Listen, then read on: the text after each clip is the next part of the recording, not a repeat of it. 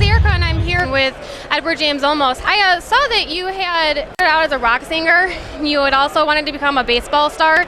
It was a process of making music and producing music, and I helped produce things like B.B. King Live in London, the first Eric Clapton album, and different things to do with music. And I was producing music going through college, and I started working in theater in college and started using my music to write for theater, and I ended up going on stage and performing theater and doing work until 1978 when I did Zoot Suit, which was the first time I put it all together, dancing and singing and acting and dramatic and comedy. It was all brought out in this one play. And then from there I did Blade Runner. Well, first I did Wolf, and then I did Blade Runner, and then I did the rest is history. You know, that's when I went on to do the rest of the work I was doing. But it's brought me to a very strong point in my life, and one that I think it really serves us well in this time period, especially when doing Battlestar. Battlestar connects to Blade Runner at the end. When you get to the end of Battlestar, just put in Blade Runner, and you'll see what transpires after the end of Battlestar. You know. And then if you get the plan, which is really, really extraordinary, the plan is a feature film that's coming out on DVD and Blu-ray on October 27th. Okay. And if people are really smart, they'll pre-order it immediately and get it for 1/3 off. People don't even realize that you can get 1/3 off right now if you go and pre-order. And if you pre-order it, you won't be disappointed. It's the parallel story of the Cylons and the human beings as to what was happening at the exact same time. Who, why, and how the Cylons did what they did. So it's kind of a prequel to Battlestar. No, it's a parallel story. Okay. To exactly what was going on. You'll get your mind blown. If you see it on Blu-ray, you'll be totally mesmerized.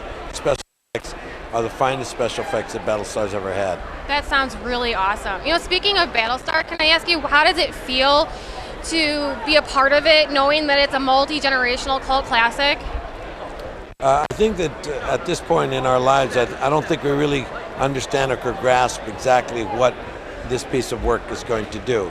Similar to what Blade Runner did. Blade Runner really wasn't thoroughly understood by the populace until about 10 or 15 years after the fact. And in the last 15 years, because it's been out for 30 years now, over the last 15 years it's become the centerpiece of science fiction films. Did you have any idea when you were filming it that it was going to become like as big as it is known today? You know, I don't think anybody could say that they would have understood that it was going to reach this level. We knew we were working on something very, very special, because Ridley is a tremendous artist, and he had done a tremendous job on The Alien, and this is the film that he did right after The Alien, and this was just stunning work on his part. And now it's become his signature piece more than almost anything he's ever done. But nobody knew it was going to reach this heights. The same thing's going to happen with Battlestar. Nobody's really going to be ready. 30 years from today, once I'm gone, I mean, I'm 62, I hope I can reach 92, but if I don't... God help you. Hey, may the gods be with us. And all I can say is that 30 years from today, Battlestar will be more relevant than it was the day that we finished it. I think you're right. Can I ask you, I know you've been in TV and in the movies. What media do you prefer shooting with, and why? It's you know, to me it's the stories. Doesn't matter if I'm doing it on stage or if I'm doing it on television or if I'm doing it in film. So it's all about the story. It's only the story. If the stories are correct and you really have passion for it, then you're talking about something that's phenomenal. That's awesome, and it really shows through in your acting too. You know, I know you were in the movie Selena with the upcoming actress at the time, Jennifer Lopez. Can you tell me, what did you feel about her at the time when you first met her? Did you have any idea she was going to be as big as she's known today? Yeah.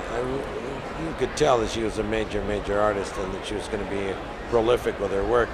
I must say that I think that the best piece that she's ever created is Selena. I think that was her I have to agree with you on that. That's her masterpiece, and I don't think anybody that's ever seen that movie cannot agree that that was just one of the most stunning performances of its era.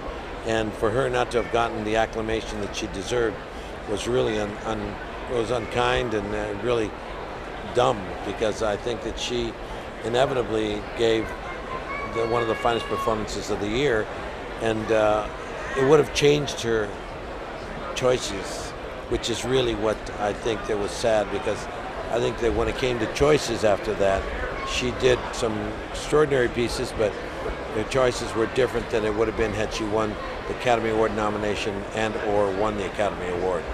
I know you actually got to narrate the candlelight processional at Epcot at one time. What was it like working there? I think that's one of the most rewarding experiences I've had. That's a story that it's probably one of the greatest stories ever told, and it's the birth of Jesus Christ. So it's really done with a 110-piece symphonic orchestra and 600 singers backing you up. It's amazing what happens on that stage. So I've been very fortunate to do it over the last 8 years. I'll be doing it again this year at Christmas. I'll be there Christmas Eve, Christmas Day, and the day after Christmas performing the candlelight celebration. That is really cool. Thank you so much for the interview.